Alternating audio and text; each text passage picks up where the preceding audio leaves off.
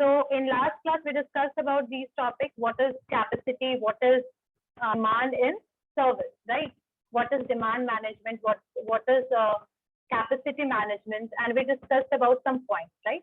In today's class, we are going to complete some more type of what are the basically types of demand. ये complete करेंगे and what is the situational कि किस तरीके से हम capacity को increase कर सकते हैं. So we are going to study about these two topics.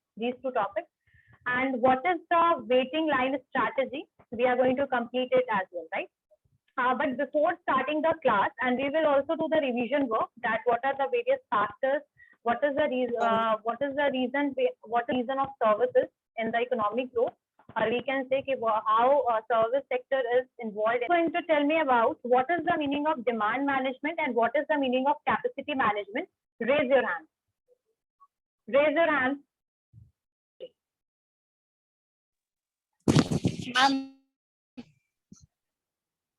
Ma'am, demand management is an attempt to shift demand. Okay. Why it is capacity management is response of demand. Okay. So why it is required to shift the demand? Why? What is the reason behind it? Why we need to shift the demand? हम अगर demand बहुत ज़्यादा हो जाता है तो उसको मतलब और कैपेसिटी उतनी नहीं रहती है तो उसको मैनेज करने के लिए शिफ्ट करना पड़ता है. Okay. Next, what is the meaning of capacity management?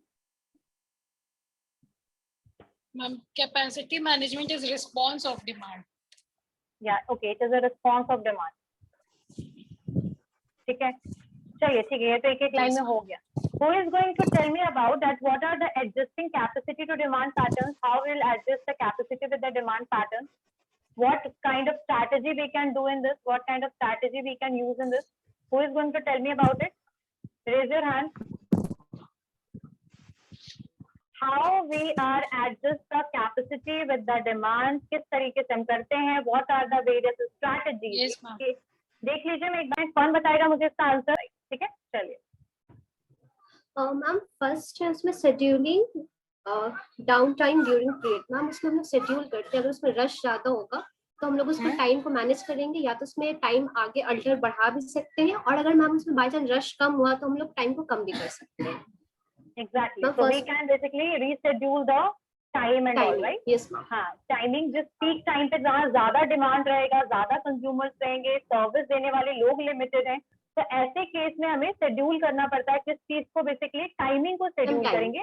Peak timing को या तो हम बेसिकली इंक्रीज कर देंगे थोड़ा सा, या फिर हम ना एक दो स्लॉट्स और भी एड ऑन कर सकते हैं. जैसे एक दिन में अगर मान लीजिए 4 to 5 टाइमिंग है तो हम एक्स्ट्रा स्लॉट्स भी एड ऑन कर सकते हैं. बिल्कुल. Next point Shivangi. Ma'am next second point है क्रॉस टाइमिंग एम्प्लॉय. अगर मैम अगर ज्यादा रश है तो अगर वहाँ हमारे को एम्प्लॉय है तो उसे और भी चीज में ट्रेन कर सकते हैं कि अगर जब रश ज्यादा होगा तो इस एम्प्लॉय को उस चीज में हम लोग पर्टिकुलरली इन्वॉल्व कर सकते हैं, और अगर रश नहीं कम है और अगर रश नहीं है तो मैम वो अपने वर्क में ऑलरेडी अपना काम कर सकता है. And ma'am third point Okay, Shubhangi. Okay, that is okay. 2 points are fine. Next points सोशी बताएंगी, बट उससे पहले मैं आप लोग को बता दूं जो सेकेंड पॉइंट था cross train the employees.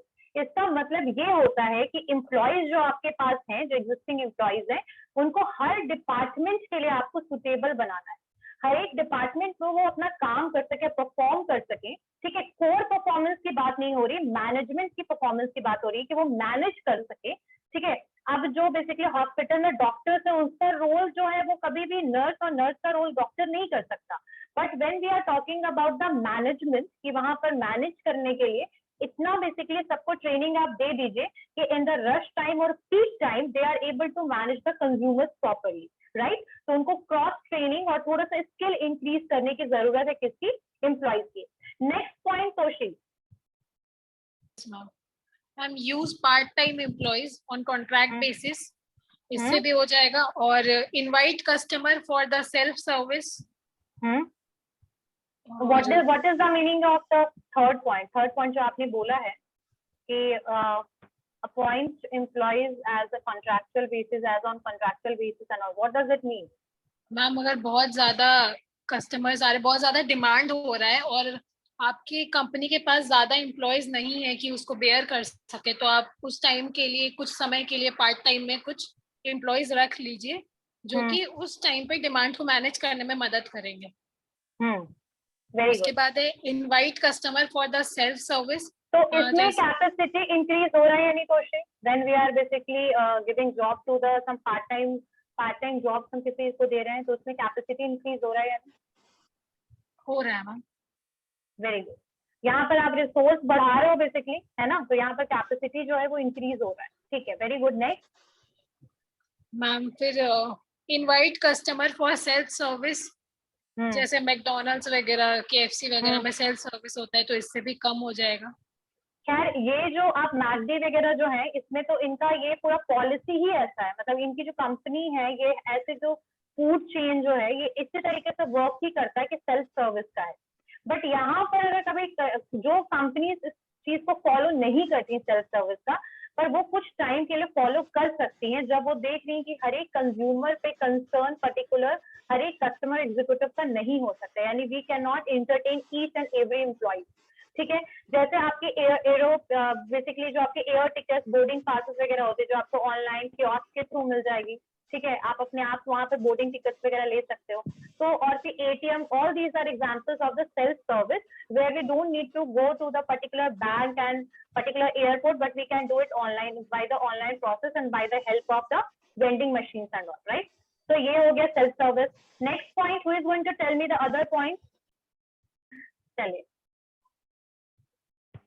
Ma'am fourth point ask customer to share होगा, फिफ्थ पॉइंट सॉरी मैम। इसमें मैम रिसोर्सेज को सेव करेंगे, लो कॉस्ट रखेंगे, प्रॉपर यूटिलाइजेशन करेंगे मैम। जैसे कैब का एग्जांपल लिए थे जिसमें रिसोर्सेज कम और डिमांड हाई रहेगा इसमें।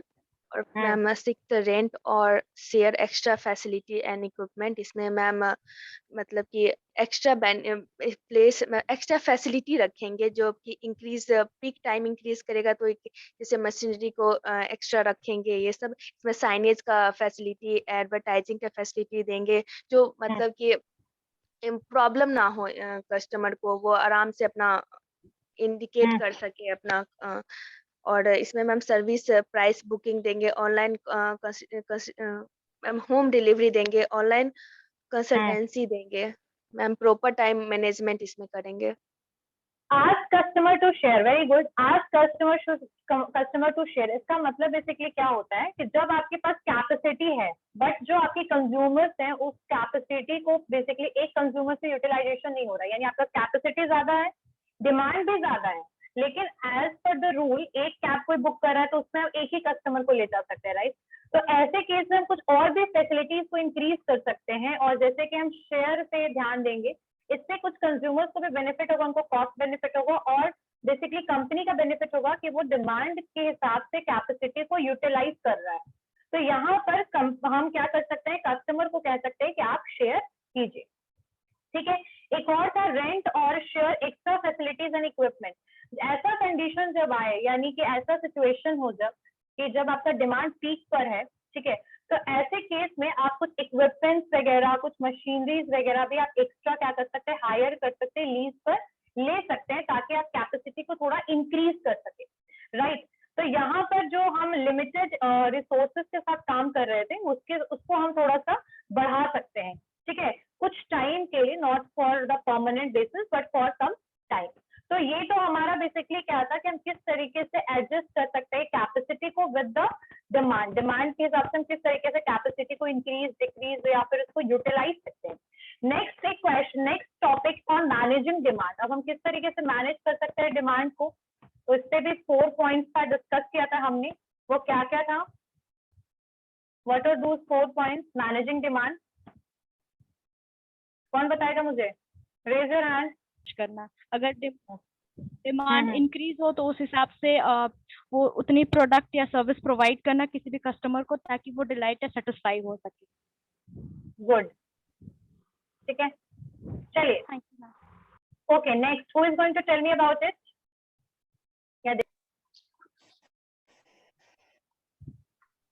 मैम इसमें 4P का यूज किया गया है, जो चारों P एक दूसरे से इंटरकनेक्टेड है। पहला है प्रोडक्ट को ही कहा गया है 4P के 1P को, जिसमें कि हम लोग डे बढ़ा देते हैं या टाइम बढ़ा देते हैं अगर ज्यादा डिमांड होने लगता है तो। दूसरा है प्राइस, अगर लो डिमांड होता है तो प्राइस को लो कर देते हैं, और अगर हाई डिमांड होता है तो प्राइस को हाई कर देते हैं। तीसरा है प्लेस, किस तरीके से प्रोडक्ट। बोलिए तोशी। यस मैम, बोलते जाइए बेटा। तीसरा है प्लेस, प्लेस में हम लोग किस तरीके से प्रोडक्ट को कस्टमर तक पहुंचा रहे हैं ये देखते हैं, मतलब किस तरह से डिस्ट्रीब्यूट कर रहे हैं। इसमें भी प्लेस या टाइम को चेंज कर देते हैं अगर बहुत ज्यादा होने लग जाता है डिमांड।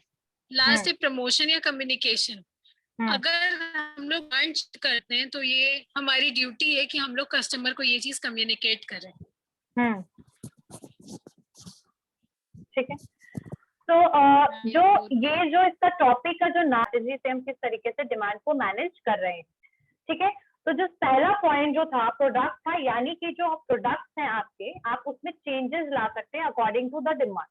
ठीक है, जैसे कि आपने सर्विस देने का टाइम बदल दिया, चेंज कर दिया। ठीक है, जो हम लोगों ने फर्स्ट पॉइंट में पढ़ा था रीशेड्यूलिंग वाला, वही सेम चीज आएगा कि हमने स्लॉट्स वगैरह चेंज कर दिया because of the fluctuation in demand, right. ठीक है, सेम चीज अगर हम प्राइस के लिए यूज करें तो यहाँ पर जैसे ही डिमांड हाई होता है we can take the high price for the product and services. हमने प्रोडक्ट और सर्विस के लिए डिमांड जब ज्यादा हाई है तो obviously the people are willing to pay the amount, right. तो ऐसे केस में हम प्रोडक्ट का प्राइस, सर्विस का प्राइस क्या कर सकते हैं, हाई कर सकते हैं। ठीक है, लेकिन वहीं अगर डिमांड जो है वो कम है तो ऐसे केस में हम बेसिकली कंज्यूमर को इन्फ्लुएंस करने के लिए क्या कर सकते हैं, प्रोडक्ट का प्राइस, प्रोडक्ट और सर्विस का प्राइस लो कर सकते हैं। अगर प्लेस एंड डिस्ट्रीब्यूशन की बात करें तो अगर हम फोकस करें कि अगर मान लीजिए कभी पीक टाइम है, ऐसे केस में हर एक कस्टमर तक सर्विस प्रोवाइड करना, हर एक कस्टमर को प्रोडक्ट प्रोवाइड करना बहुत मुश्किल होगा।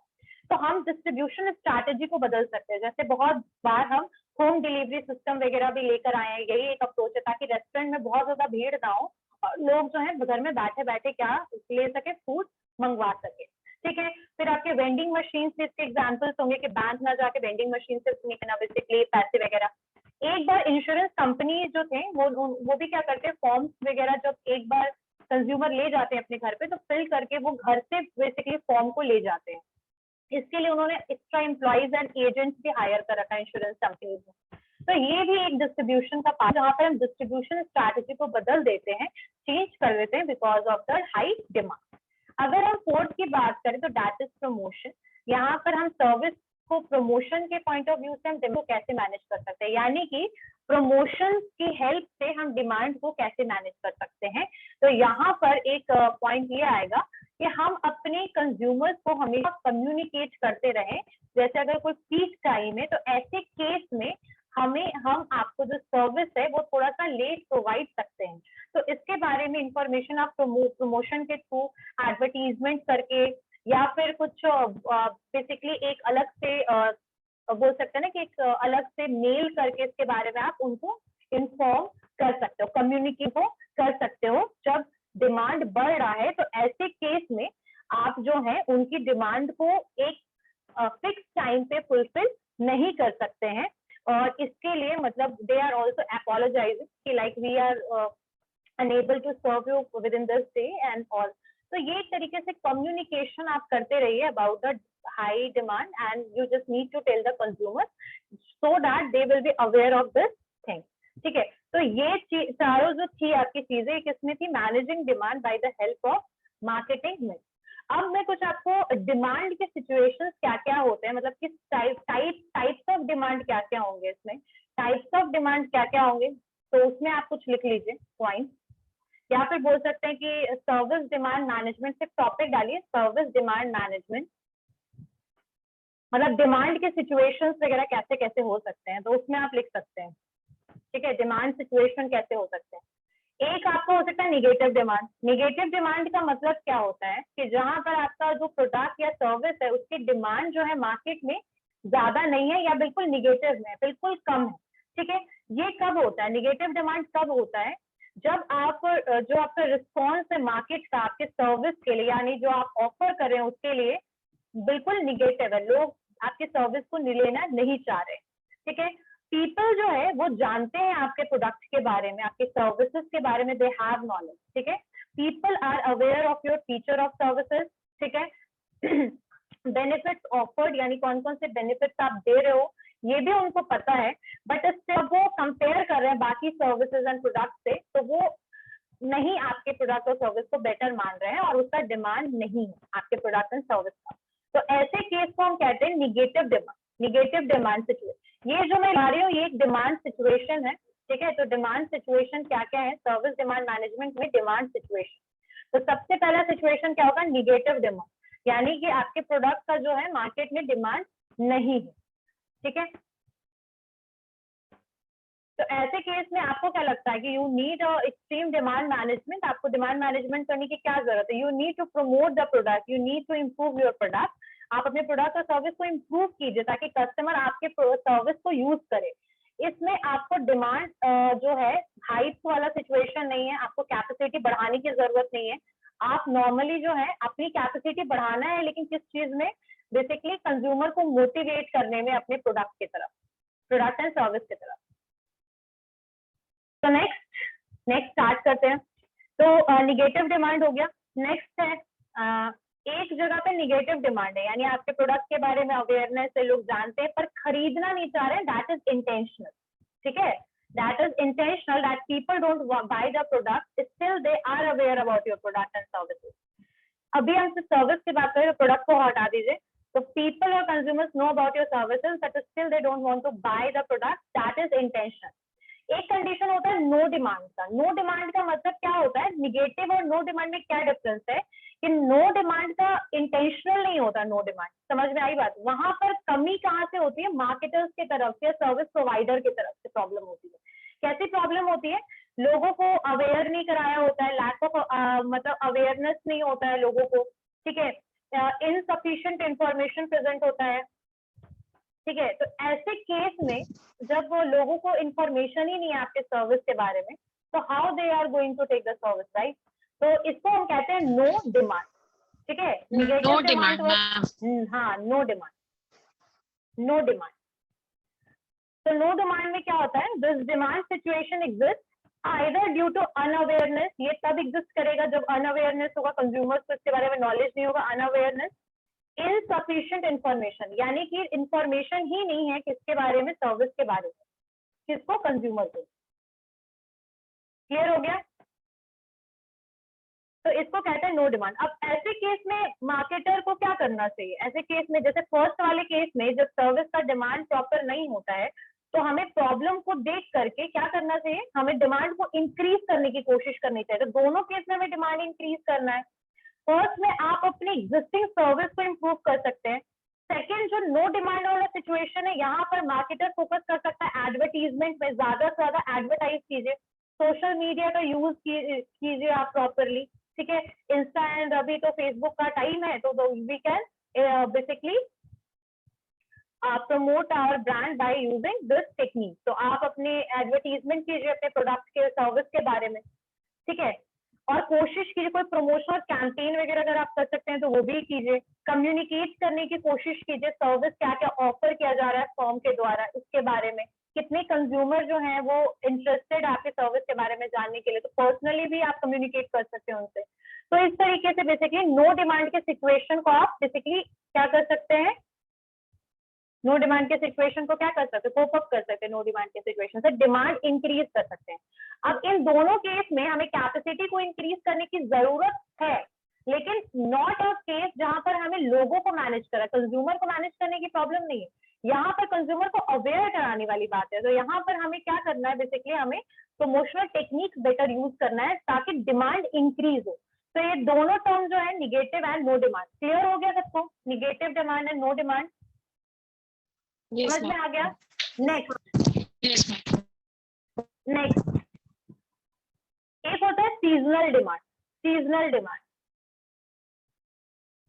अब ऐसे कुछ सर्विसेज होते हैं जिनका एक पर्टिकुलर सीजन में ही डिमांड होता है, ठीक है। जैसे ट्रैवल एंड टूरिज्म वगैरह, जो एक बताया कि एक सीजन जिस कहाँ पर कौन से एरिया में जाना है वो सीजनल हो सकता है, ठीक है। या फिर आपके एडमिशंस वगैरह जो कॉलेज में और ये सब होता है, that is also in a particular 1 or 2 time, 1 या 2 टाइम पे होता है आपके पूरे कॉलेज में, एक साल में एक बार या 2 बार, कुछ ऐसे टाइम जो बेसिकली पीक टाइम, जो सीजनल सर्विसेज वैसे सर्विसेज होते हैं जिनका डिमांड एक पर्टिकुलर टाइम पे होता है, एक सीजन में होता है, ठीक है। इनको आप पूरे साल में आपको बस 1-2 बार ही आपको ये दिखेंगे, पूरे साल आपको ये नहीं, बेसिकली इसका पूरे साल डिमांड नहीं होता है। अब सीजनल डिमांड क्या क्रिएट करता है प्रॉब्लम? सीजनल डिमांड में एक सबसे बड़ी प्रॉब्लम ये होती है कि आपका पूरे साल रेवेन्यू जनरेट नहीं होता है, ठीक है। जैसे नॉर्मल आपके जो बाकी सर्विसेज है उसमें तो आपका पूरे साल रेवेन्यू जनरेट होगा, ठीक है, लेकिन ऐसे केस में आपका पूरे साल प्रॉपरली रेवेन्यू जनरेट नहीं होगा, बट एक पीक टाइम पे आपको बहुत ज्यादा रेवेन्यू मिलेगा। तो कि कह सकते हैं कि लमसम अमाउंट का यहाँ पे सीन है, ठीक है। लेकिन उसी समय जब सीजनल डिमांड में ही एक ऐसा टाइम आएगा जहाँ पर इतना पीक डिमांड होगा कि जिसके लिए मैनेज करना मुश्किल होगा और कैपेसिटी को इंक्रीज करने की जरूरत पड़ सकती है, ठीक है। अब ऐसे केस में क्या हो सकता है कि जब आप सीजन के टाइम पे you have to be ready कि आप अपने डिमांड के हिसाब से को कर पाए, जो भी उन डिमांड है उनको कैपेसिटी वगैरह को इंक्रीज कीजिए और प्रोडक्ट एंड सर्विसेज को प्रॉपरली डिलीवर कीजिए कंज्यूमर, ठीक है। अब कुछ स्ट्रैटेजीज तो हम लोगों ने कर ही लिया था कि पीक टाइम, विजिट टाइम पे बेसिकली हम कम्युनिकेट कर सकते हैं, रीशेड्यूल वगैरह कर सकते हैं, और ये तो आपके बाकी स्ट्रैटेजी हो गया। एक और स्ट्रैटेजी मैं आप लोगों को बताना चाहूंगी कि हम डिमांड को कैसे इंक्रीज कर सकते हैं, how we can increase the demand. ये तो मैंने कुछ सिचुएशन बताया आपको डिमांड का, नो डिमांड, ठीक है, negative demand, no demand, negative demand, seasonal demand, ठीक है। अब कुछ मैं आप लोग को स्ट्रैटेजीज बताऊंगी, इसमें एक टॉपिक में लिखिए strategies to increase the demand. Ma'am मेरे को नेगेटिव डिमांड बता दीजिए। निगेटिव डिमांड का मतलब होता है कि बेसिकली जब आपके सर्विस के बारे में कंज्यूमर को पता हो कि आप ये सर्विस प्रोवाइड करते हैं, ठीक है, लेकिन स्टिल जैसे कुछ अभी जीएसटी काउंसलर और इनकम टैक्स काउंसलर थे, अभी जैसे मैं बता रही हूँ कि मैं एक बार कॉलेज गई, तो I got 1 or 2 people who are just asking for that कि ma'am you just want any income tax return वगैरह वगैरह फाइल वगैरह करने के बारे में पूछ रहे थे। तो ऐसे केस में कुछ ऐसे कंपनीज होते हैं जो सर्विस क्या दे रहे हैं उसके बारे में कंज्यूमर को पूरा नॉलेज है, बट स्टिल दूसरे से कंपेयर करते हैं, जब वो दूसरे सर्विस प्रोवाइडर से, तो आपका उनको सर्विस इतना इफिशिएंट नहीं लगता है कि आप सर्विस ले। तो ऐसे केस में जो आपका सर्विस, जो आपका कंपनी है, वो निगेटिवली डाउनवर्ड की ओर चलता जाता है, तो इसको कहते हैं निगेटिव डिमांड। नो डिमांड तब क्रिएट होता है या तो आपकी कंपनी जो है वो नई नई आई है, सर्विस दे रही है, लोगों के को आपकी कंपनी और सर्विस के बारे में पता ही नहीं है, लोग को इन्फॉर्मेशन नहीं है कि आप क्या क्या किस सर्विस में डील करते हैं, तो एक तरीके से लैक ऑफ इन्फॉर्मेशन है कंज्यूमर्स को, तो ऐसे केस में नो डिमांड हो जाता है। समझ में आ गया करण? Yes ma'am. ठीक है, तो how we can increase the demand. अब ये सारी जो सिचुएशंस मैंने बताए आपको, ये सारे के सारे कहीं ना कहीं निगेटिव है और कंपनी के लिए बेनिफिशियल नहीं है, तो ऐसे केस में हम डिमांड को इंक्रीज कैसे कर सकते हैं, how we can increase the demand. तो एग्रेसिव प्रमोशन कर सकते हैं। एग्रेसिव प्रमोशन का मतलब हर एक सेक्टर, हर एक तरीके का मीडियम, आप या तो ऑनलाइन मीडिया, न्यूज़पेपर, जर्नल्स, फिर आपका टेलीविजन, सब तरीके से आप यूज करते हैं, एडवर्टीजमेंट कीजिए एग्रेसिवली और कॉन्टिन्यूसली कुछ टाइम के लिए। तो एग्रेसिव प्रमोशन करना। और अगर आपको लगता है कि जब आप एक सेक्टर में, एक सर्विस सेक्टर में दैट इज नॉट प्रॉफिटेबल, तो ऐसे केस में आप न्यू सेगमेंट में भी एंटर कर सकते हैं। तो यहाँ पर स्ट्रैटेजी जो होगी इंक्रीज करने के लिए डिमांड, से पहला होगा एग्रेसिव प्रमोशन। सेकंड है एंट्री इनटू सेगमेंट, यानी कि नए सेगमेंट में एंट्री करना, न्यू सेगमेंट में एंट्री करना, ठीक है।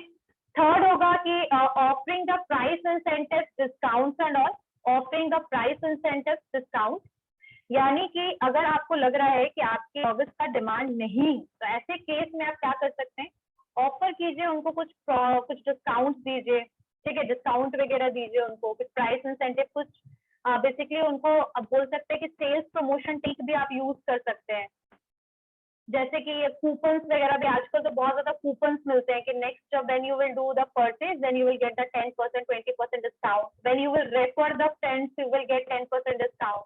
These are all are the part of the promotion, right? तो ये आप कर सकते हैं, ऑफर कर सकते हैं, कुछ प्राइस इंसेंटिव वगैरह, डिस्काउंट वगैरह आप दे सकते हैं। अच्छा, एक चीज और कर सकते हैं, चेंज इन सर्विस टाइमिंग। यानी सर्विस की टाइमिंग को आप बदल सकते हैं, चेंज कर सकते हैं। अगर कोई पर्सन मान लीजिए सीजनल सर्विस, सीजनल डिमांड है पर्टिकुलर सर्विस का, तो ऐसे केस में आप दूसरे सेक्टर में एंट्री करके आप क्या कर सकते हो कि सीजनल के टाइम पे आप वो सर्विस भी प्रोवाइड करो और साथ साथ दूसरा भी सर्विस मैनेज करो जो आपके ऑल टाइम डिमांड का हो, ठीक है। और आप सर्विस की टाइमिंग जब आप दे रहे हो उसको भी आप चेंज कर सकते हैं, बदल सकते हैं। और आप ये कर सकते हैं, वर्ड ऑफ माउथ कम्युनिकेशन भी कर सकते हैं, बिकॉज सर्विस सेक्टर में तो प्रमोशन का ही सबसे अच्छा टेक्निक है वर्ड ऑफ माउथ कम्युनिकेशन, ठीक है।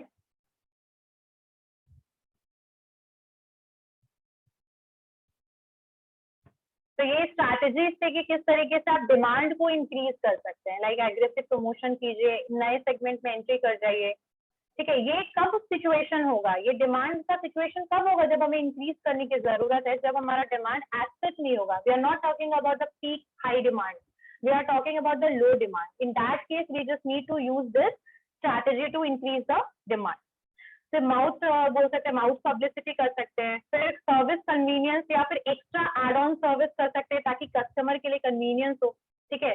तो यहाँ पर आप कन्वीनियंस को इंक्रीज कर सकते हैं कस्टमर का, ठीक है। कुछ फैसिलिटीज को एड ऑन कर सकते हैं एग्जिस्टिंग सर्विस में। तो ये हो गया आपकी strategies in the case when there is the demand situation, जहां पर निगेटिव और लो डिमांड है आपका, ठीक है। तो ये सर्विस डिमांड मैनेजमेंट में कौन सा सिचुएशन है, बेसिकली सिचुएशन ऑफ डिमांड, और ये कौन सा सिचुएशन है, ज्यादातर सारे निगेटिव, और उस निगेटिव के लिए कोप अप करने के लिए स्ट्रैटेजी है कि किस तरीके से डिमांड को इंक्रीज कर सकते हैं, ठीक है। और एक और पॉइंट जो हम लोगों ने लास्ट क्लास में किया था, दैट वाज कि how we can adjust the capacity with the demand. तो उसमें एक फ्लेक्स वाला भी पॉइंट आया होगा, flexing capacity to make demand, flexing capacity to make demand. उसको शायद मैंने क्लास में नहीं करवाया था। तो flexing capacity in the basically ये फ्लेक्स कैपेसिटी कब यूज आता है, ये ज्यादातर लो डिमांड के केस में होता है। लो डिमांड में आप क्या करते हैं, फ्लेक्सिंग कैपेसिटी दोनों केस में है, low demand and high demand. Low demand में आप क्या कर सकते हैं कि आप कुछ चेंजेस लाना चाहते हैं, जैसे रिनोवेशन का काम करवा सकते हैं, फिर आप अपने एम्प्लॉयज को ट्रेनिंग प्रोवाइड करा सकते हैं, उस टाइम को यूज कर सकते हैं क्योंकि डिमांड एज सच नहीं है, तो आप ट्रेनिंग वगैरह प्रोवाइड कीजिए। आप एम्प्लॉयज को छुट्टी दे सकते हैं, वेकेशन दे सकते हैं कि आप जाके घूमिए, क्योंकि उस टाइम पे डिमांड ऐसा नहीं है, तो you don't need so many employees, तो you give them vacations and all, ठीक है। उनको ट्रेनिंग दे दीजिए, उस टाइम का पूरा यूज कीजिए, मेंटेन मैम ये कीजिए। किसका पॉइंट है, ये flexing demand in the low demand, flexing capacity in low demand, हम स्ट्रैटेजी एंड डिमांड सिचुएशन से बाहर निकल के मैं आपको आपके बुक वाले पॉइंट में से flex capacity to match demand वाली बात बता रही, ठीक है। उस दिन एक पॉइंट ये रह गया था। फ्लेक्सिंग वाले केस में दो सिचुएशन होगा, फ्लेक्स डिमांड, फ्लेक्स कैपेसिटी को हम कैसे यूज कर सकते हैं, हाई के लिए भी, हाई डिमांड के लिए भी यूज कर सकते हैं, लो डिमांड के लिए यूज कर सकते हैं। लो डिमांड के केस में मैं बता रही थी कि बेसिकली जब लो डिमांड है, आपको बहुत सारी एम्प्लॉयज की रिक्वायरमेंट नहीं है, तो ऐसे केस में आप कैसे यूटिलाइज कर सकते हो, मतलब उस समय के टाइम को कैसे यूटिलाइज करोगे।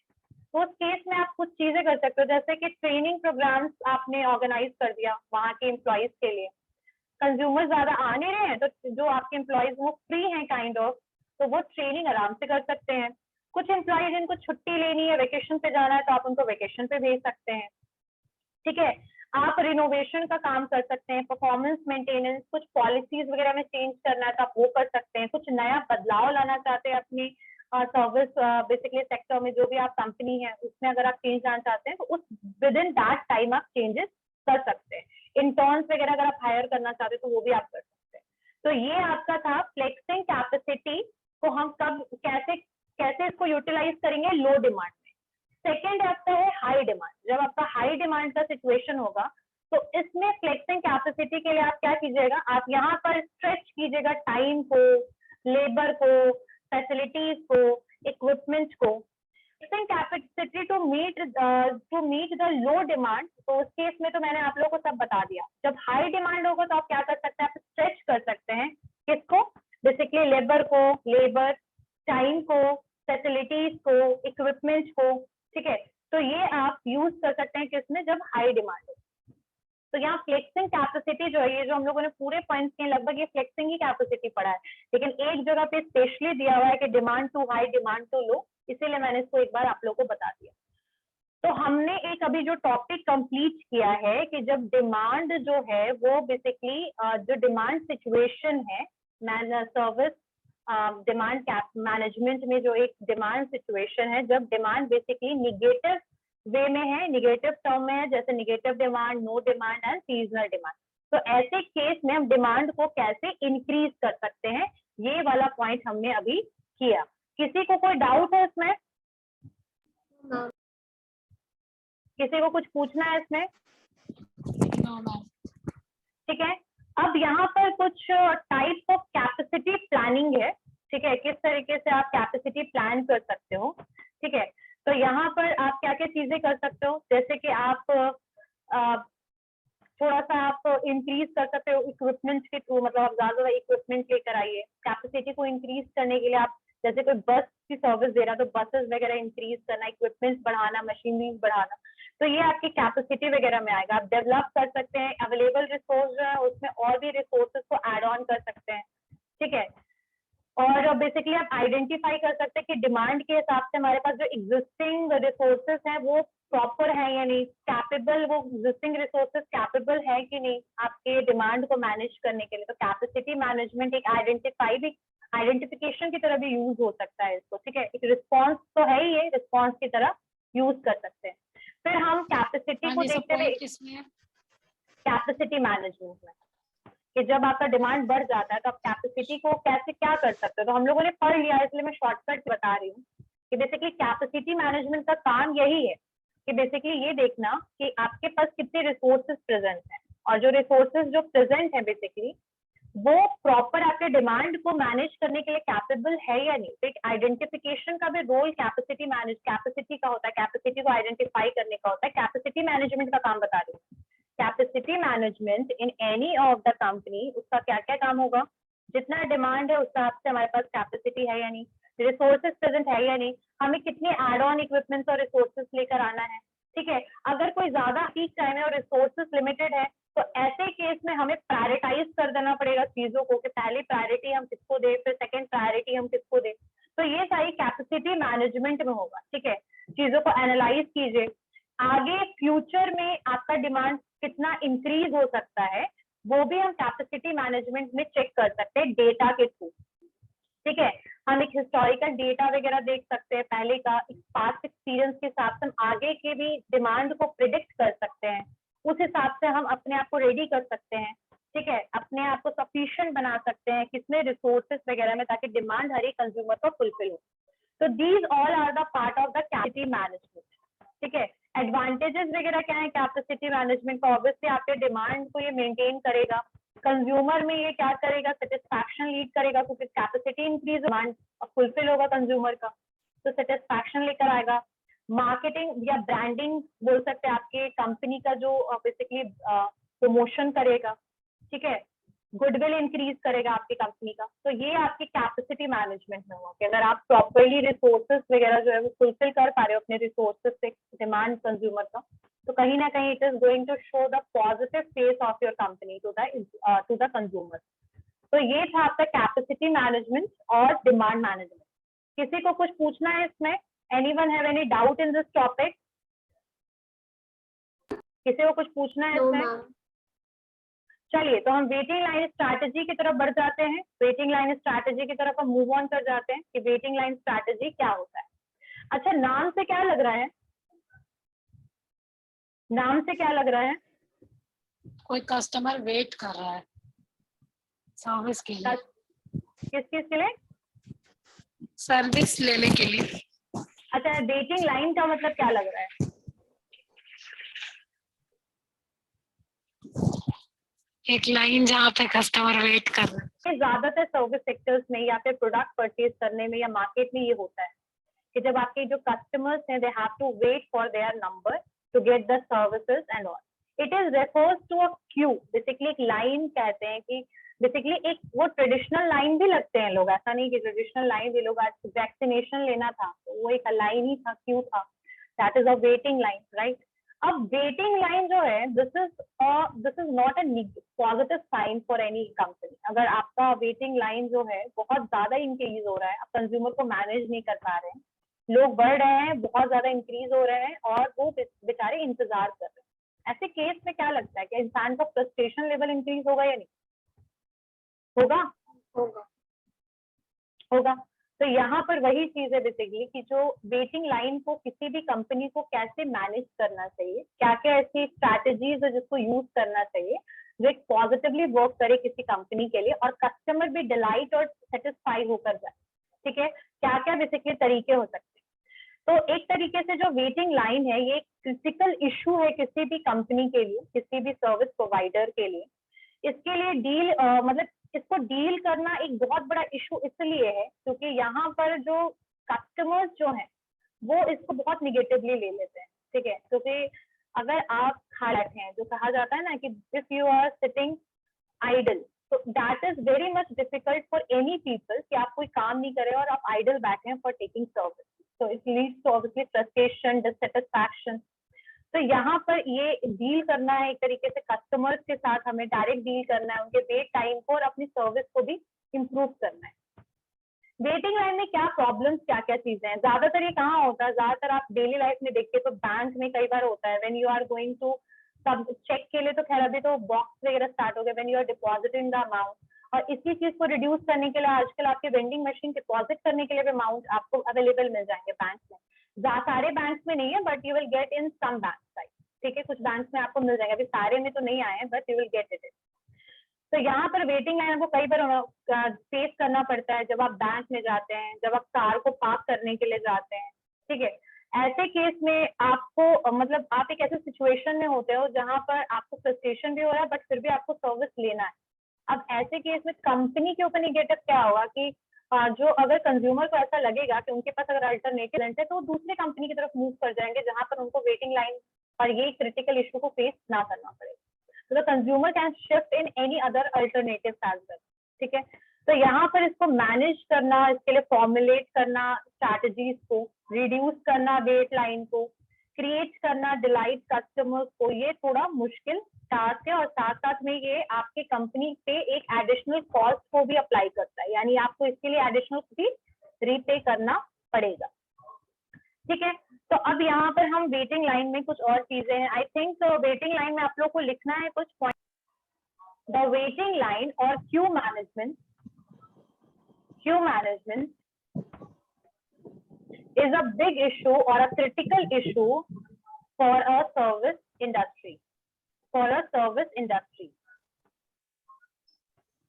ठीक है, अब ये वेटिंग लाइन मैनेजमेंट करता क्या है? तो वेटिंग लाइन मैनेजमेंट जो है it deals with issue of treatment of customer. It deals with issue of treatment of customers. Instance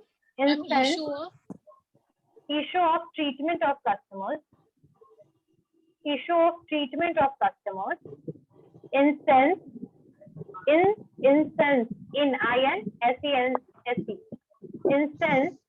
reduce wait time and improvement of services. It deals with issue of treatment of customers, instance reduce wait time and improvement of services. यानी कि waiting line management का काम सबसे बड़ा यही है कि जो बेसिकली क्यू है, जो भीड़ लगा है, उसको हम कैसे मैनेज करें, वेटिंग टाइम कितना ज्यादा से ज्यादा रिड्यूस करें। और रिड्यूस करने के लिए बेसिकली आपने देखा होगा कई बार जब हम ट्रेन का टिकट लेने जाते थे, अभी तो खैर बहुत सारा ऑप्शन है कि we will get it through online, right, but earlier और इन द ट्रेडिशनल वे हमें काउंटर पे जाना होता था रेलवे स्टेशन में। तो ऐसे केस में सिचुएशन क्या होता था बेसिकली कि हम जो है वहां पर खड़े हैं, काफी ज्यादा रश है, एक ही टिकट अवेलेबल है, तो क्या होता था कि वहां पर नए नए काउंटर्स या फिर काउंटर्स जो है वो सारे ऑपरेट मतलब स्टार्ट हो जाते थे ऑपरेशन करना in the at that time जब वहां पर बहुत ज्यादा भीड़ हो जाता था। तो वहाँ के कुछ कंज्यूमर्स यहाँ पर शिफ्ट हो जाते थे, बाकी वहां पर, तो इस तरीके से बेसिकली मैनेज हो जाता था, है ना। तो बेसिकली ये एक तरीका है ना, स्ट्रैटेजी है कि बेसिकली हम वेटिंग लाइन जो वहां पर वेट कर रहे हैं लोग, उनका टाइम को रिड्यूस करें, है ना। तो waiting line management is the process, कह सकते हैं इज द प्रोसेस, किस चीज का प्रोसेस है, we just need to deal with a consumer, किस तरीके से कंज्यूमर की फ्रस्ट्रेशन और निगेटिव इमेज कंपनी के लिए उसको रिड्यूस करें, और इसको रिड्यूस करने का तरीका क्या है, टाइम जो वेट करने का जो टाइम है ना, उसको कम कर देना, उसको आप कम कीजिए, और इसके लिए स्ट्रैटेजीज कौन कौन से यूज होंगे वो मैं आप लोगों को बताऊंगी, बट अभी फिलहाल इसकी मीनिंग में बस यही लिखे कि उस टाइम को कम करना, और कम करने के अलावा ये नहीं है कि आप सर्विस कैसे प्रोवाइड कीजिए, इम्प्रूव बोल सकते हैं कि प्रॉपर इम्प्रूव सर्विस आप उनको दीजिए, किसको, कंज्यूमर। वेटिंग टाइम भी कम करना है और साथ साथ में आपके सर्विस को भी इम्प्रूव करना है, that both thing will come in waiting line management या फिर क्यू मैनेजमेंट। अगर कभी क्वेश्चन क्यू मैनेजमेंट पे आया तो वेटिंग लाइन के बारे में ये पूछना है, याद रखिएगा, ठीक है। अब इसमें एक लाइन और लिख सकते हैं कि a service organization can reduce cost, the service organization can reduce costs and thus improve profitability by efficient queue management. A service organization can reduce costs and thus improve profitability of efficient queue management.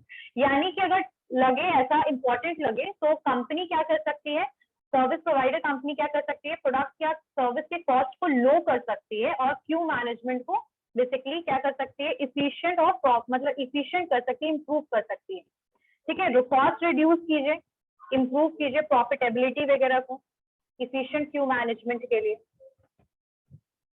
ठीक है। Next है waiting line problem क्या है, तो इसमें लिखिए waiting line problem. Waiting line problems में तो आप लोग अपना डेली ऐसे भी लिख सकते हैं, जैसे बैंक में जो लाइन है आपका, ठीक है, bank have customer in line to get service, ठीक है, कस्टमर आपके लाइन में है।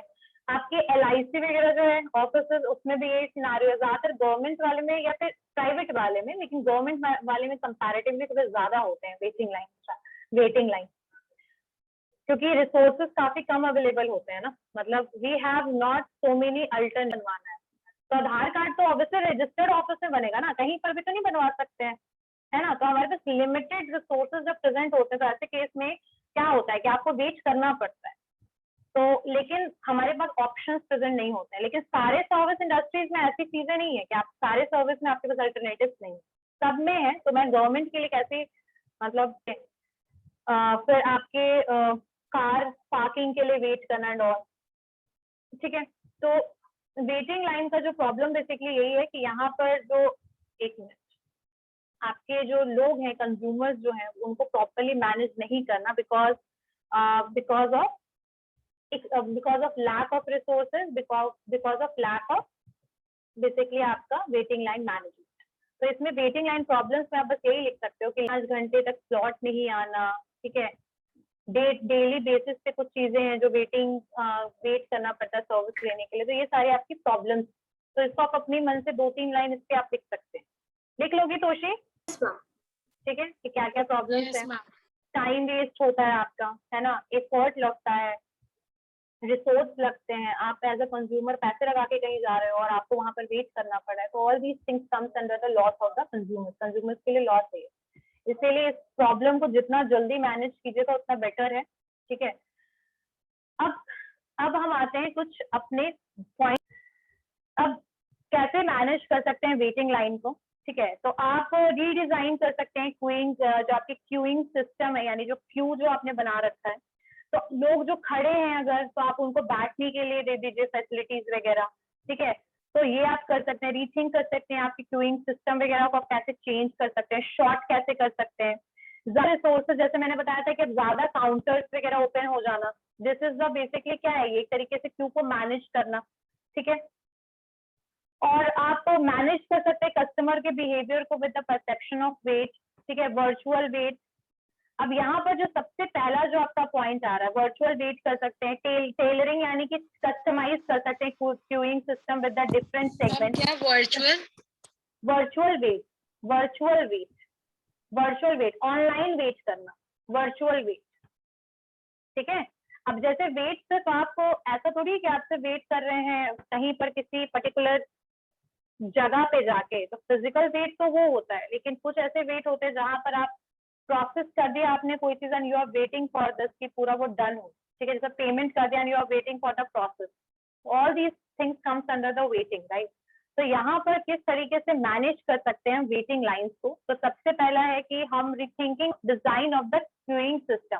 तो ये जो 4 टेक्निक है, इसके ये चारों स्ट्रैटेजीज हैं, जैसे रीथिंक करना design of the queuing system को, टेलरिंग करना यानी कस्टमाइज करना, ठीक है, क्यूइंग सिस्टम को, मैनेज करना कस्टमर के बिहेवियर एंड परसेप्शन को, और वर्चुअल वेट करना। तो ये 4 जो है वर्चुअल वेट, ये क्या चीजें हैं वो देखते हैं। सबसे पहला rethinking the design of queuing system, ठीक है। एक लाइन में, in single line sequential stages में कस्टमर जो है बेसिकली बहुत सारे ऑपरेशंस वगैरह जैसे कैफेटेरिया वगैरह में लोग वेट करते हैं उनके नंबर का पेमेंट के लिए, ठीक है। ऐसा सिचुएशन तब आता है जब आपके एक जगह पे भी अगर कोई पर्सन अटक गया, मतलब एक जगह पे भी पर्सन जो है वो लॉन्ग टाइम ले रहा है, तो the Q will be increase and increase, right. Q जो है वो आपका इंक्रीज होता जाएगा। तो ऐसे केस में आप क्या कर सकते हैं, आप जो है वो बेसिकली अगर कैश वगैरह जो है, बहुत सारे कैफेटेरिया वगैरह ने क्या किया है कि उन्होंने कैश रजिस्टर कर लेते हैं पहले ही, या फिर ये भी कर सकते हैं आप कि आप ऑनलाइन पेमेंट कर दीजिए, पहले ऑनलाइन पेमेंट कर दीजिए फटाफट, ताकि पेमेंट और ट्रांजेक्शन में ज्यादा टाइम ना लगे, ठीक है। तो ये एक हो सकता है। फिर या तो फिर पैरेलल लाइंस का मतलब वही चीज है, जैसे एक लाइन आपने दूसरा काउंटर ओपन कर दिया, उसके लिए फिर दूसरा पैरेलल लाइन भी आप चलाइए, ताकि जो एक ही लंबा सा लाइन ऑफ क्यू ना बने, बट जाए, वो डिवाइड हो जाए, ठीक है। ज्यादातर ये बैंक में और टिकट विंडोज वगैरह में होता है, जो पैरेलल लाइंस कर दीजिए, मल्टीपल सर्वर्स बना दीजिए, मल्टीपल जगह पे आपको सब मिले, मल्टीपल काउंटर्स अवेलेबल करवा दीजिए, आप ये कर सकते हैं आप, ठीक है। सिंगल लाइन सिक्वेंशियल स्टेजेस में आप क्या कर सकते हैं, यहाँ पर आपका जो ऑपरेशन है जब ज्यादा भीड़ नहीं होता है, तो ऐसे केस में आप सिंगल लाइन भी ऑपरेट कर सकते हैं। लेकिन जब बॉटलनेक सिचुएशन होता है, ऐसे केस में जहाँ पर एक को सर्विस देने के जगह पे अगर आप टाइम लगा रहे हो तो बहुत ज्यादा क्यू बढ़ता जा रहा है, तो ऐसे केस में आप क्या कर सकते हैं कि आप कैश रजिस्टर या फिर ऑनलाइन पेमेंट ले लीजिए, ठीक है। फिर कैश का सिस्टम अलग कर दीजिए, यानी कि कैश का जो कैश जहाँ पेमेंट करना है वो अलग कर दीजिए, ऑनलाइन का अलग कर दीजिए, प्रोडक्ट लेने का अलग कर दीजिए, जो ज्यादातर मैकडी में होता है। आपको एक लाइन में ही सारे सिस्टम नहीं है कि जहाँ आपको जरी भी मिलेगा आपको कैश भी देना है, और आपको और भी बेसिकली आपको कार्ड से भी पेमेंट करना है। सब के लिए अलग अलग फंक्शंस के लिए अलग अलग आप सर्वर्स बैठा सकते हैं, ये भी आप कर सकते हैं, ठीक है। Parallel line to multiple servers, ये भी आप कर सकते हैं, ठीक है। अब पैरेलल अलग अलग काउंटर्स ओपन कर दीजिए, ठीक है। एक सिंगल लाइन, टेलरिंग क्या हुआ? टेलरिंग इज समथिंग कस्टमाइज करना, बदलना, चेंज करना।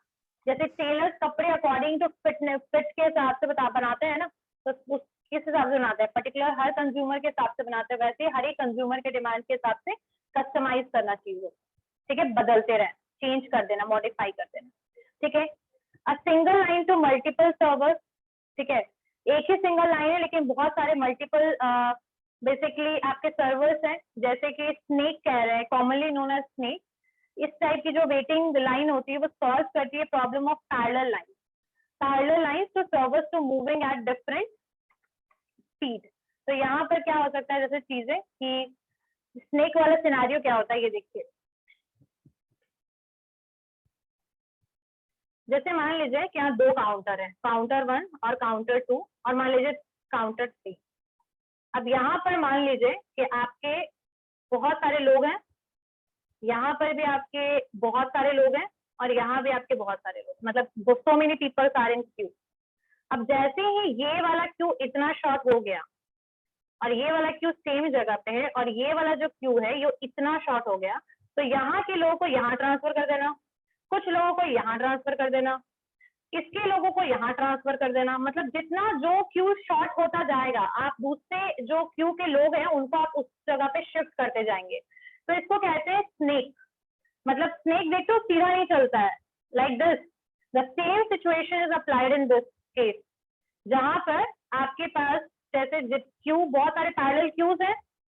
अब एक इस क्यू में जो पर्सन लगा है वो इस क्यू में अगर मूव नहीं कर रहा बल्कि ये क्यू शॉर्ट होता जा रहा है एंड ये क्यू बढ़ता जा रहा है, तो ऐसे केस में क्या होगा, ये पैरेलल नहीं चल पाएगा। अब इसको पैरेलल को मेंटेन करने के लिए या कह सकते हैं कि जल्दी ज्यादा लोगों को वेट ना करना पड़े, तो ये जैसे शॉर्ट हुआ यहाँ के लोग को यहाँ भेजिए, ये शॉर्ट हुआ तो इस यहाँ के लोग को यहाँ भेजिए, ये लॉन्ग हो रहा है यहाँ के लोग को यहाँ भेजिए। इस तरीके से जो क्यू शॉर्ट होता जाएगा दूसरे लोगों को आप उसको दूसरे वाले क्यू में भेजते जाइएगा। समझ में आया? क्लियर हुआ? Yes ma'am. तो इसमें मैंने आप लोग को 2-3 चीजें जो बताई, पहला जो है thinking of design the queuing system, यानी जो लाइन है उसको हम किस तरीके से डिजाइन कर सकते हैं। तो सबसे पहले एक सिंगल लाइन है, जहां पर भी सिंगल लाइन में हम क्या कर सकते हैं कि एक ही बेसिकली यहाँ पर अलग अलग फंक्शंस के लिए हम अलग अलग भी बेसिकली सर्वर दे सकते हैं। कैश के लिए अलग, उसके लिए अलग, कैश के लिए अलग, पेमेंट कार्ड के लिए अलग, डिलीवरी प्रोडक्ट का कहीं और है तो उसके लिए अलग। खैर इस तरीके की सिचुएशन तब आएगी जब बहुत ज्यादा आपका वेटिंग लाइन बढ़ जाएगा। जब नॉर्मल वेटिंग लाइन है 2-3 कंज्यूमर्स है तो you are able to do all the functions in the single counter as well, but in the case when there is a peak time you can basically change the counters as well like this, ये अलग अलग functions के लिए। Second है parallel line, जहां पर multiple server होंगे। वहां पर क्या है कि एक ही फंक्शन के लिए आपने बहुत सारे सर्वर्स बैठा रखे हैं, यानी यहाँ पर 500 लोग हैं, 500 लोगों को क्या चाहिए, टिकट चाहिए, और आपने 5 काउंटर बना दिए और उसमें 100 को डिवाइड कर दिए। उसके बाद मान लीजिए एड ऑन होता जा रहा है, मैंने सिर्फ एग्जाम्पल के लिए बताया। तो ये होते हैं parallel line to the multiple server, और एक है a single line to the multiple server, यानी एक सिंगल लाइन मतलब एक लाइन जो है वो क्या हो रही है, बढ़ती जा रही है। जैसे यहाँ पर आपकी ज्यादा भीड़ हो रही है दूसरे में चली जा रही है, दूसरे में कम हो रही है तीसरे में, मतलब इस तरीके से मैनेज किया जा रहा है। हम इसी को स्नेक कहते हैं ना। हाँ, इसी को स्नेक कहेंगे, ठीक है, जहाँ पर आप एक जगह पे टिक नहीं रहे हो और आप घूम रहे हो, कभी इधर कभी इधर कभी इधर, लाइक दिस, राइट, मतलब कभी इधर कभी इधर कभी इधर, लाइक दिस। क्लियर हो गया? अकॉर्डिंग टू द सिचुएशन, अगर मान लीजिए कि ज्यादा भीड़ नहीं है दूसरे वाले पैरेलल वाले में तो आप उधर जा सकते हो, मूव कर सकते हो। तो ये होता है बेसिकली, ये ज्यादातर पोस्ट ऑफिस में, एयरपोर्ट्स में बहुत ज्यादा होता है। खैर एयरपोर्ट्स में तो ये भी चीजें जो आपका boarding pass. So still what I just want to tell you all that in the some case their waiting line जो इमरजेंसी वाला सिचुएशन होता है वहां पर बिल्कुल जीरो भी हो जाता है, but that is situational and condition, ठीक है। अब नेक्स्ट एक और चीज है डेजिग्नेटेड लाइन। डेजिग्नेटेड लाइन में क्या चीज होता है, डेजिग्नेटेड लाइन में इन्वॉल्व होता है आपकी different line to specific categories of customer. Specific categories of customer का मतलब क्या है, एग्जाम्पल में मानिए जैसे कि it totally depend upon the order, जैसे कि आपने क्या ऑर्डर किया, आप कौन सा सर्विस लेना चाह रहे हो, ठीक है। जैसे कोई पर्सन है तो उसको मान लीजिए हॉस्पिटल या दांत बनवाने टेस्ट के लिए, तो उसके लिए अलग लाइन है, ठीक है। कोई ब्रेन के लिए गया उसके लिए अलग लाइन है। तो यानी अलग अलग स्पेसिफिक सर्विस के लिए जो अलग अलग कस्टमर्स है उनके लिए आप अलग लाइन डिजाइन करवा रहे हो, तो इसको कहते हैं डेजिग्नेटेड लाइन, यानी according to the designation, according to the requirement of services there are the different line, अलग अलग लाइन है आपके किसके लिए, डिफरेंट सर्विसेज के लिए, तो इसको कहते हैं designated line. It involves the assigning different lines to the specific categories of the customer. यहाँ पे एक्सप्रेस लाइन हो गया, रेगुलर लाइन हो गया, अलग अलग टाइप का जो सिचुएशन, अलग अलग टाइप का पेमेंट क्राइटेरिया के अकॉर्डिंग बना दिया, सर्विस लेने के अकॉर्डिंग बना दिया, तो उसके लिए आपने अलग अलग क्यू या लाइन बना दिया, तो इसको हम कहते हैं बेसिकली डेजिग्नेटेड लाइन, ठीक है। आगे एक और है take a number save customer, take a number save customer, ठीक है। इसमें जो द नीड जो है stand queue, take a number save customer, the need to stand in a queue में वो खड़े हैं, उनको जरूरत है, because they know they will be called in sequence.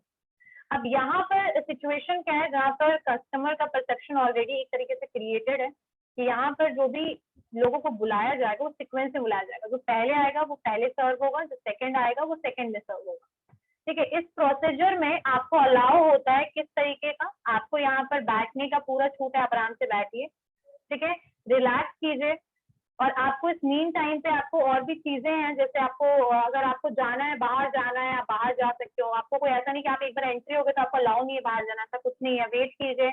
आजकल तो टेलीविजन वगैरह भी लगे होते हैं, you can enjoy the films and whatever is going on, तो वो देख सकते हैं आप, ठीक है। आप अपना उस टाइम को आप अपने हिसाब से क्या कर सकते हैं, यूज कर सकते हैं।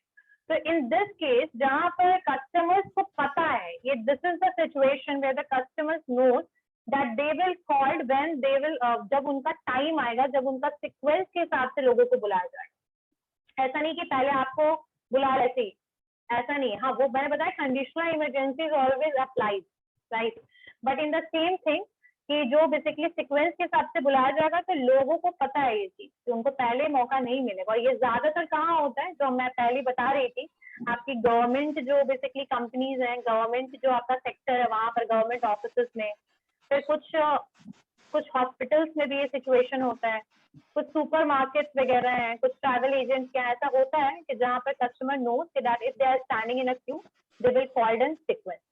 तो यहाँ पर एक सीक्वेंस सिचुएशन भी आप ला सकते हो कि जहाँ पर एक आप प्रॉपर स्ट्रक्चर आपने बना रखा है, कि ऐसा नहीं कि आप आर्बिट्री फॉर्म में किसी को भी कभी भी बुला रहे हो, ऐसा नहीं। आप एक प्रॉपरली लोगों को according to sequence first come and first serve वाला सिचुएशन है, तो वो भी इसी में आएगा आपका, ठीक है। Next is wait list. इसको टेक अ नंबर, क्या बोल रहे बच्चे? Take a number saves customer, ठीक है, take a number saves customer. ये तो मैंने शॉर्टकट में से बोल दिया, ये तो पॉइंट नहीं है। इसमें आप ये लिख सकते हैं सिक्वेंशियल, बस इसको नाम लिखना चाहते हो ना, तो सिक्वेंशियल लिख लो उसको, सिक्वेंशियल का मतलब क्या हुआ कि कोई भी चीज जिसको ये बुलाया जाएगा उनको सीक्वेंस में बुलाया जाएगा। Take a number saves customer the needs to stand in a queue, यानी कि उनको नंबर दे दिया जाएगा। जैसे आपका नंबर 10 है, जैसे कैसे है, देखिए ये देखिए, मैं तो ऐसे छोटा छोटा शॉर्टकट में ऐसे आगे का पॉइंट बस बता रही हूँ। डेजिग्नेटेड लाइन इन वर्ड, तो डेजिग्नेटेड लाइन दिया। अब ये सिक्वेंशियल होगा, इसको सिक्वेंशियल लिख लेना। Takes number save the customer वाला, इसको सिक्वेंशियल लिख लेना, ठीक है। अब यहाँ पर देखिए, जैसे मैं बताती हूँ, जैसे मैं एक बार हॉस्पिटल गई, Vijay eye clinic, I went there, ठीक है। I am not promoting the brand but I am saying that I went there. What happened कि the compounder said that ma'am आपका नंबर 35 है। तो यहाँ पर उन्होंने मुझे एक नंबर दे दिया कि भाई मेरा 35 है, एंड देन आई आस्क्ड कि कौन सा नंबर अभी चल रहा है, then he said that 10th चल रहा है। तो आई नो कि मेरे पास काफी टाइम है, मेरे जब तक मेरा स्लॉट आएगा तब तक बहुत ज्यादा मेरे पास टाइम है, तो मैं उसमें वेट कर सकती हूँ। मुझे बाहर घूमने जाना है, मैं घूम सकती हूँ। समझ में आ रही है बात? खैर ये भी एक फ्रस्ट्रेशन ही होता है, बट स्टिल यहाँ पर एक स्ट्रक्चरल वे में आप मैनेज कर रहे हो क्यू को, क्योंकि पर्सन जो सामने कंज्यूमर है, they knows that how much they need to wait. तो यहाँ पर एक सिक्वेंशियल वाला कंडीशन, जहाँ पर आप सिक्वेंस बना दीजिए और साथ साथ में आप कंज्यूमर को नंबर दे दीजिए कि आपका ये नंबर है, फर्स्ट इसका है, सेकंड इसका है, थर्ड इसका, लाइक दिस। क्लियर हो गया? समझ में आ गया? ठीक है। नेक्स्ट इज ये सिक्वेंशियल हो गया। डेजिग्नेटेड लाइन समझ में आ ही गया। स्पेसिफिक सर्विस के लिए आप स्पेसिफिक बेसिकली लाइंस क्रिएट कर सकते हो, ठीक है।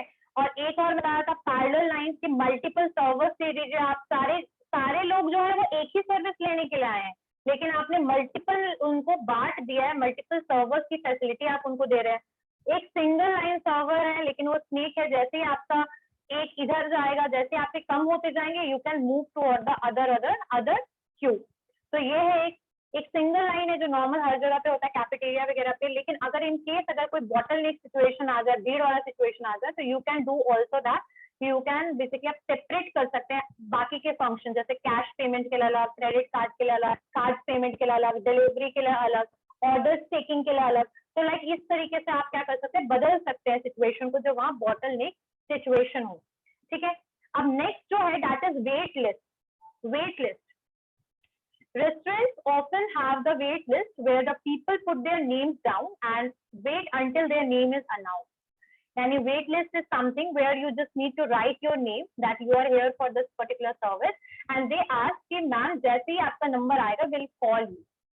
तो इसको कह सकते हैं वेट लिस्ट, ठीक है। यहाँ पर कुछ कॉमन टाइप की वेट लिस्टिंग की बात हो रही है, जैसे पार्टी साइज सिटिंग, ठीक है, VIP सिटिंग वगैरह हो गया। तो यहाँ पर कुछ स्पेशल राइट किसी कंज्यूमर को मिल जाता है जब कोई VIP सिटिंग हो गया। पार्टी साइज सिटिंग जो होता है बेसिकली नंबर ऑफ पीपल कितने उस हिसाब से मैच करके लार्ज पार्टी रिजर्वेशन। अरे वेट लिस्ट का मतलब ये होता है कि बेसिकली यहाँ पर जो रेस्टोरेंट्स वगैरह जो है ये यूज करती हैं कि आप अपना नाम दे दो, आपके लिए वो टेबल वगैरह बुकिंग करना हो गया, कितने टेबल्स अवेलेबल है उसको चेक करते हुए वो बता देंगे कि आपको कितना वेट करना पड़ेगा अपने टाइम के लिए, तो एक तरीके से वेट लिस्ट ये हो गया कि where you just need to give the name to the service provider and they will ask you and they will call you whenever there is a vacant seat and all. ठीक है, तो ये होता है वेट लिस्ट। तो यहाँ पर हम लोगों ने किस तरीके से मैनेज करना है हमें वेटिंग लाइन, उसका first point rethinking the design of the queuing system complete कर लिया है। किसी को कुछ पूछना है इसमें? Anyone want to ask something in this? किसी को कुछ पूछना है? जितने तरीके के मैंने लाइंस करवाए आपको, सबसे पहला जो था दैट इज सिंगल लाइन, एक था पैरेलल टू पैरेलल लाइंस, या पैरेलल लाइंस याद कर सकते हो। नेक्स्ट एक single line to multiple server, ये याद कर लीजिए थर्ड में। फोर्थ में क्या लिख सकते हैं? Designated line. फिफ्थ में सिक्वेंशियल और सिक्स्थ में वेट लिस्ट। तो इस तरीके से शॉर्टकट में सारे नाम याद कर सकते हैं आप लोग। क्लियर हो गया तोशी? मैम ये सारा इसी में है ना? ये सारा फोर्थ मैम ये पॉइंट जो में है। मैनेजिंग, हाँ नहीं, ये जो हम अभी कर रहे हैं, ये जो मैंने आपको पॉइंट्स लिखवाया, ये मैनेजिंग वेटिंग लाइन का पहला फर्स्ट वाला बस पॉइंट अभी हुआ है। First point managing waiting line में मैंने 4 बातें बताई आपको, 4 टॉपिक्स थे, 4 इसके मैनेजिंग करने के 4 पॉइंट्स है। पहला है rethinking the design of the queuing system. Second है tailoring the queuing system to different segment. Third था managing consumers behaviour and their perception of wait. और फोर्थ आपका वेट लिस्ट। तो इसमें जो पहला वाला पॉइंट है ना, rethinking the design of queuing system, उसके अंदर में इतने सारे पॉइंट्स हैं। क्लियर हो गया सब बच्चे को? समझ में आ गया? एक फर्स्ट वाले के अंडर में ये सारे टॉपिक्स, ये सारे पॉइंट्स थे। जो पहला था सिंगल लाइन, ओपन मोर counters, multiple server, parallel line, सब इसी में है। सब फर्स्ट वाले में है, rethinking the design of queuing system, sorry उसमें ही है। क्लियर हो गया? समझ में आ गया सबको? ये पॉइंट में किसी को कोई डाउट है? किसी को कोई डाउट है? What is the meaning of waiting line and what is the meaning of waiting line management? किसी को कोई डाउट इसमें? आगे जो आपका second, third and fourth point, यानी जो 3 बाकी की वेटिंग लाइन स्ट्रैटेजीज बची हुई है, वो हम लोग नेक्स्ट क्लास में करेंगे। हमें आज रिवीजन करना है। और जो फर्स्ट वाला जो पॉइंट है वो हम लोगों ने आज कंप्लीट कर लिया है। किसी को कुछ पूछना है? You want to ask anyone want to ask any question from this topic, whatever we discussed today? ठीक है, तो रेडी रहिएगा, मैं पूछूंगी फिर। चलिए। मैम वर्चुअल वेट वगैरह सब रीडिजाइन वाले में ही आ जाएगा? नहीं। Anyone have any doubt in the topic whatever we discussed today? किसी को कोई डाउट है जो समझ नहीं आया हो topic? Waiting line strategy. Ma'am, one point. हाँ Ma'am, take a number save customer. No, ma'am. Take a number save customer. Actually, इसमें क्या होता है?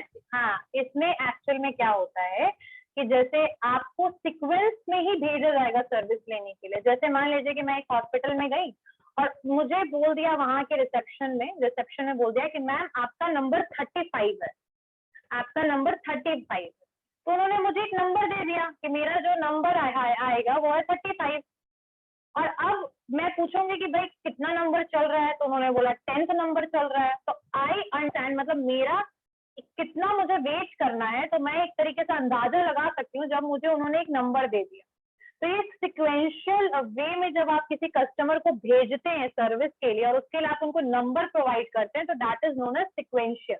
यहाँ पर आपको क्या है, आपको कोई क्यू में खड़े रहने की जरूरत नहीं है। They will provide you seating arrangement as well, they will give you the other entertainment के लिए they will provide you magazines, they will provide you television. वहां पर आप बैठ के आप देखिए टेलीविजन, मैगजीन्स पढ़िए, न्यूज़पेपर रहेगा आपके लिए, ठीक है। पर आप वेट कर रहे हैं, आपका सीक्वेंस तब जब आपका नंबर आएगा तब आपको सर्विस मिलेगा।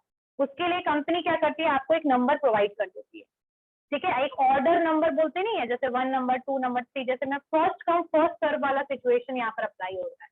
समझ में आ गया शुभांगी? Yes, ma'am. चलिए फिर हम आगे बढ़ते हैं रिवीजन